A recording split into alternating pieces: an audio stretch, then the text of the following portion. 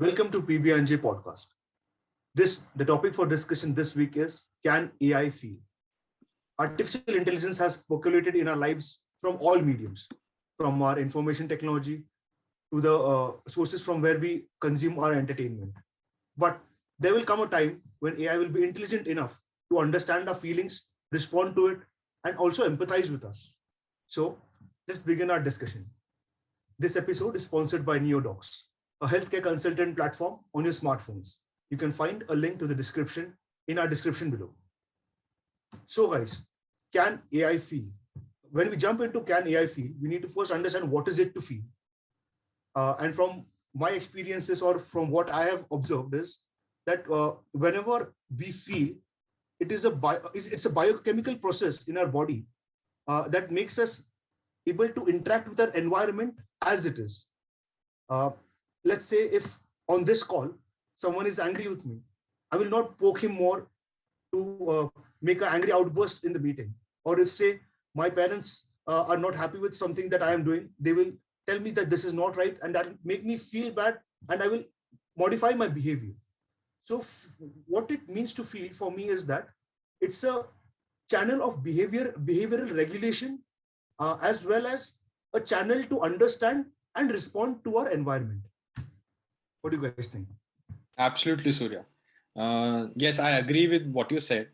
I have just two things to add to this.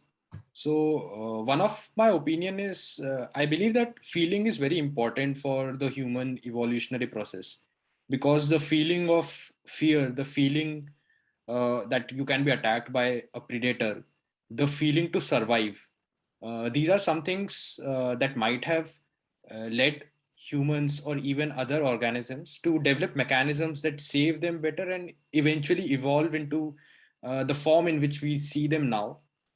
So this is one of my opinion on feelings, because it is very difficult to explain why feelings occur, because there is potentially no advantage I'm gaining from being angry or sad, but this is something I believe from where feelings can originate.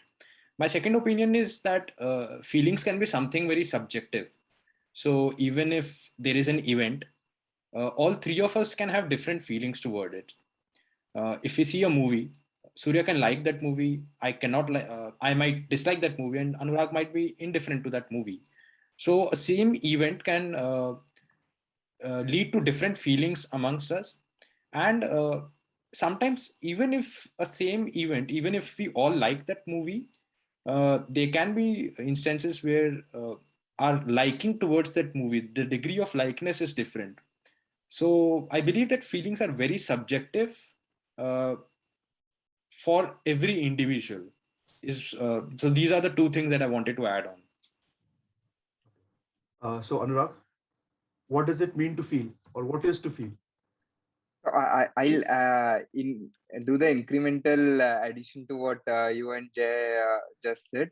So, what it means to be subjective is like from person to person.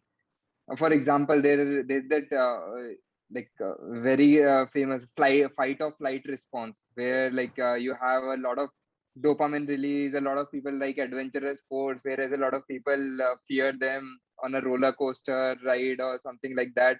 Similarly, uh, different people, the body composition, everything is different. Different events trigger hormone release. For example, it may be a dopamine release or a cortisol release. Cortisol release says related with stress. So it may be released. It may be increased when a person is in stress, and different people have different abilities to cope with the different amounts of chemicals released in their body. So that is where the scientific angle comes to it. It is not a simple formula or a quantifiable thing that how stressed I am, though I can may be able to correlate it with to a certain extent on my body composition, my ability to cope up with the amount of hormones and all. But yeah, that is the scientific angle to it, that why do we feel, or how do we feel emotions? Yeah, I got your point, Jayavandan and Anurag. So there's basically evolutionary process, subjectiveness, and hormonal instinct, hormonal releases, which can all lead to what we call as a feeling. Also, we need to differentiate here that feelings can be physiological or physical and psychological or emotional. Now, when we bring artificial intelligence into the mix of feelings, so let us study this by taking an example. We had discussed it earlier that when a Tesla car or any automated or self-driving car has to make a decision of whether to let harm the driver by crashing somewhere or harm the pedestrian to save the driver, the consequence can be either the owner of the car will get injured or pass away, or the pedestrian will get injured or pass away. There are no consequences for the AI, but there are real world consequences. The pedestrian who might get killed has a family who will have those feelings of sadness and grief. And even if the owner of the car dies, that will also be a grief for the family of the owner. But AI deciding to let harm the owner will lead to its decrease in shareholder value, right? Because then people will not buy that particular self-driven car. So this brings me to the next question or the next point. Why does AI need to feel? Let's now talk about the emotional or the psychological aspects of making an AI think. So from that point, if we look at Alexa or Amazon Echo, say I have come back from the office, I had a bad day, my interactions with clients were not good, and I'm living alone.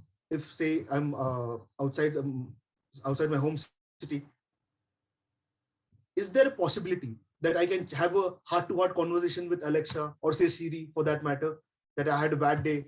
Siri, if you say, I love you, Siri, she says that, oh, it's good to know that, and give some vague answers. So why does AI need to feel? Does it need to feel to empathize with the customers that it's going to service, or does it need to feel to make the shareholder value go up? Jayavardhan.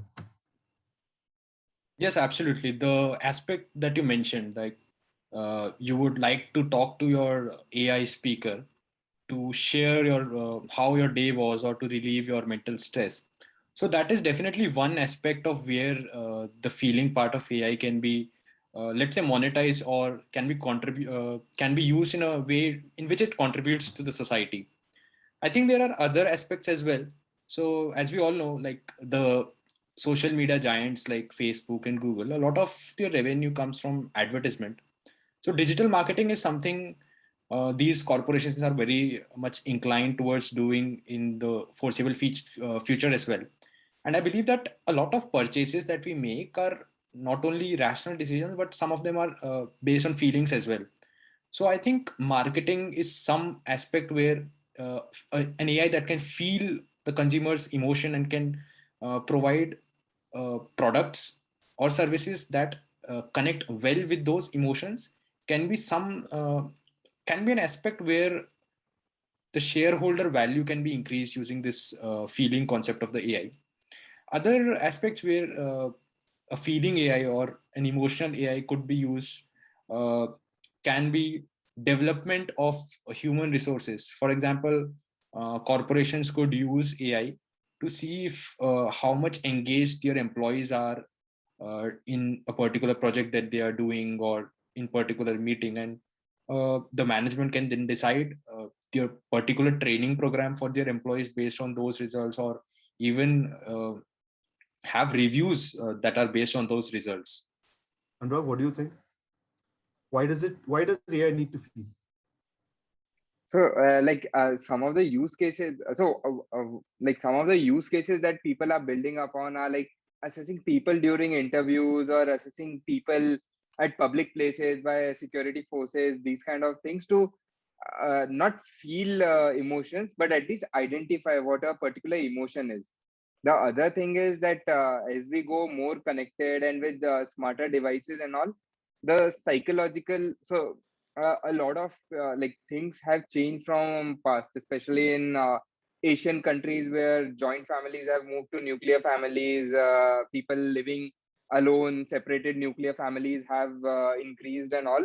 Similarly, the devices that you mentioned, so to increase the stakeholder value, they have to target the basic human instinct of being connected or uh, being involved in the entire process, making the person being involved. And that is the one of the reason why Siri or Google Assistant or everyone has a humanized voice and not a robotic voice. Why a lot of chatbots or AI bots are given a human avatar, so that it is, because if you consciously know it is a robot speaking at the back end, you do not have that kind of a involvement or engagement psychologically. But that is where like these things are coming into play, that these things should understand, so that uh, the the gray line between the which is there, like the roboticness or the automated version versus the human realistic human version, that gets that has already started getting blurred.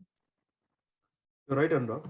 In fact, if we just compile all the points that we have put in here, that Jayawardhan saying that it's going to be a boon for digital marketing if AI can understand, if AI can feel and understand the feelings and related searches, browses, and things that customers have bought, especially if we look at it from the e-commerce perspective. And from what Anurag said, that identifying emotions can open up a host of new opportunities for businesses. Now, if we just look at it from a business or an economic point of view, if I have a tool where I'm able to extrapolate and find out what is that the customer is feeling right now, it will definitely make my business revenues go up, make my presence in the market on digital platforms go up. I will understand which customer my business needs to target and when he or she needs to be should be targeted. But again, this then brings into question the exploitation part of it, isn't it? Because then all my businesses will become predatory in nature. If say I'm feeling down, I've had a fight with someone, and a wine or a champagne ad pops up, or a whiskey ad pops up, and if say future in India, alcohol is delivered at home, I might just order it, right? That is exploiting my feelings. Or if say I'm feeling happy, ecstatic, I've had some great success in my work, and it's able to identify that according to my voice recordings, which of course the phones do, or any other devices. And then if it understands that, okay, this guy's happy, he can spend more, let's if say I have made some kind of a profit, and the e-commerce website says, hey, now we are also selling cars, why don't you upgrade yourself to something better, you have made some profit on the side. So this is leading to exploitation. Basically, it's manipulation. So the next point of discussion here is, will the feeling part of artificial intelligence lead to active human manipulation? Jayavardhan. Correct. So as you said, the feeling data that we produce, so that can be or might be utilized by someone for some unintended use cases. And I believe that right now we don't have that much of uh, products in this sector, so there is not much talks going about it. But from my personal opinion, I think emotional data can be something that can be considered very similar to other types of data as well. So we have personal data, we have non-personal data. So personal data has a lot of regulations around it, with whom companies can share those data and how they need to protect these data. So these can be medical records of a person or their credit scores. And I believe that similar kind of regulations should come about regarding emotional data as well, because as Surya said, there might be cases where companies are utilizing or exploiting on how we are feeling. If we are feeling down, they can use this, exploit this window to market their own products. So yes, use cases around how to use this emotional data and regulations around this at national and international levels is something that I think would be very obvious if these kind of AIs are very prevalent in the society. What do you think about it, Anurag? So I have a slightly counter intuitive view to what Surya told. So like for example, if Surya is like feeling happy and a champagne ad pops up, so I feel that it is also a boon in the sense, like if you go to Amazon and Amazon is helping you with the help of AI in identifying what is the best choice that you can make, or what you will like, instead of browsing through lakhs of products. So it is like understanding you, helping you make a decision, and it is like up to your will whether you want to act upon it or not. So that I think the self-control part has become a bit lean, where a lot of dependence has moved over to AI, where I'd not completely blame it onto AI that it is popping up an ad at the time that I want. So say for example, a blue colored phone and a big screen phone with a 64 megapixel camera, it pops up an ad. It is the concept of marketing, putting out a product in front of people. So these days it is done using digital marketing. Previously it was using like newspapers or magazines or hoardings, and it is just the medium has changed, but still the core concept of marketing, putting out your product in front of people. So ideally, and it is helping like in a better targeting way. For example, you'll not put an advertisement for a landline phone in an area where you have no connectivity or people are not living and just barren land is there. So similarly, the real estate has gone digital. It has become more efficient, more fast, quicker, that if someone is stopped paying for the advertisement, the hoarding, the online has changed across, and it is just helping people out make better choices. The other thing could be that self control that people do not use, that could be an issue, for which what Javadan said, that the regulations, data privacy, putting the person, like if it is your data, your it is the, for example, like XYZ company is harnessing your data to understand you better and serve you advertisement. It should be up to you to decide what they can do or they should do with your data, because ideally they should just be in the role of a custodian of that data till the time you are using the product or giving them the permissions to do. They should not be the owner of that data. You should have the freedom to ask them to delete the data, or ask them to stop serving you ads or using your or tracking your usage. So that should be like that. There should be an empowerment. With these superpowers comes a greater sense of responsibility for the bigger tech companies or people who are harnessing data. So that is what I feel, that the relationship in terms of ownership of data, empowering the user in terms of what the data could be used for or not, asking for permission explicitly, not slyly putting it across in terms and conditions that okay, your data has gone to the company, which is the landscape is changing across. Exactly. If I could add to Anurag's point, there is just one more thing that I would like to add. So even now, there are companies that recommend products to us, like Amazon, or even advertisements on Facebook or Google, etc. Even now, if we see an advertisement, our feelings or emotions might change. But till now, there was no concept of actually using feelings as an input.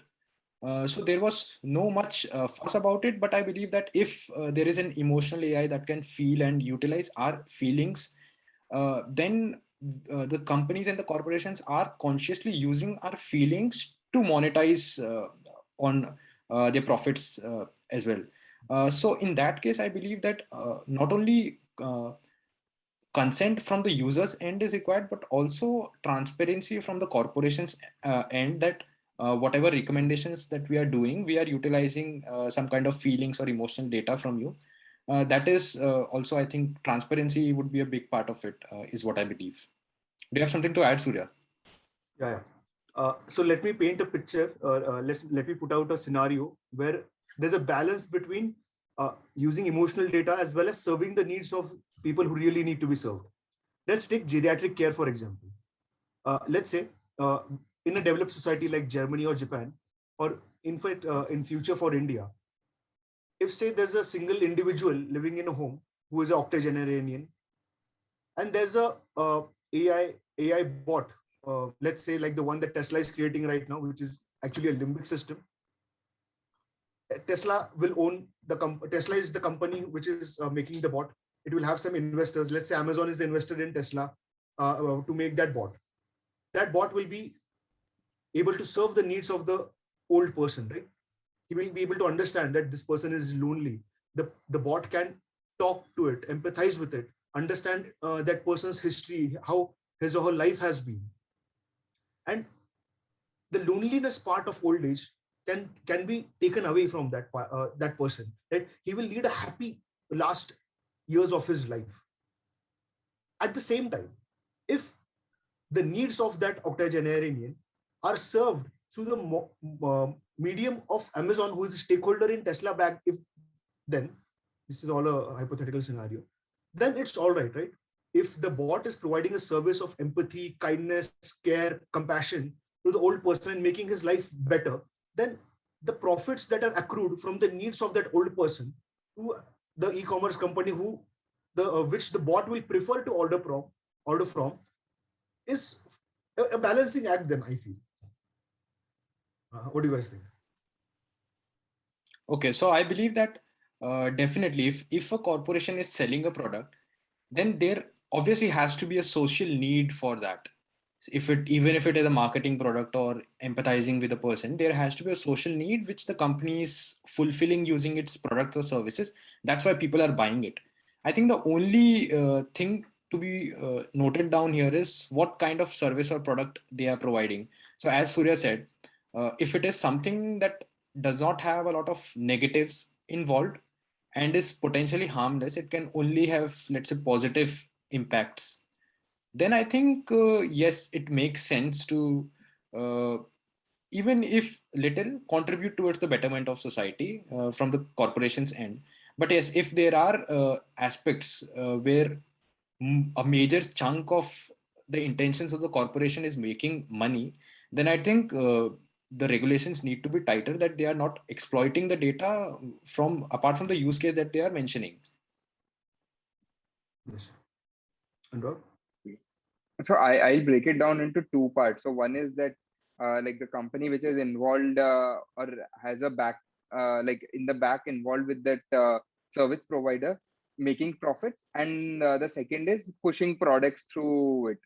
So making profits in the making profits, I don't think there is any harm in that, because that is what is putting the entire innovation wheel, where the company makes profit, invests back into more such innovations, helping, because it is also helping out in terms of product. There's a need. That is why that like the care company or the robotic company or the emotional company, in this case that geriatric care company or that robo is existing or that AI is existing, because of that need. And like the profits only enable corporations or anyone to enable more job creation, product creation, value creation in that matter. The second aspect, pushing products. So there, what Jay said is becomes important, that like if the other person is not fully capable of taking a lot of like decisions themselves, is that intermediary pushing out products like which may not be useful or not are actually needed. And if the person would have consciously taken a call, would have not bought the products or services through the intermediary.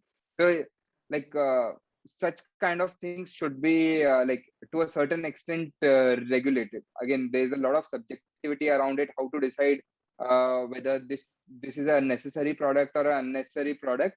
But yeah, some middle ground has to be reached there, where unnecessarily a lot of products are not pushed across these channels. You're right, Anurag and Jayavardhan. So in conclusion, what we can cipher from this discussion is that artificial intelligence, profits, and morality can go hand in hand, but it requires the awareness on citizens' part, accountability from corporates, and regulatory dynamism. So we'll end the discussion here. It was a wonderful discussion. Has definitely given me some points to think over. And join us again next week for similar discussion on PBNJ podcast. Thank you.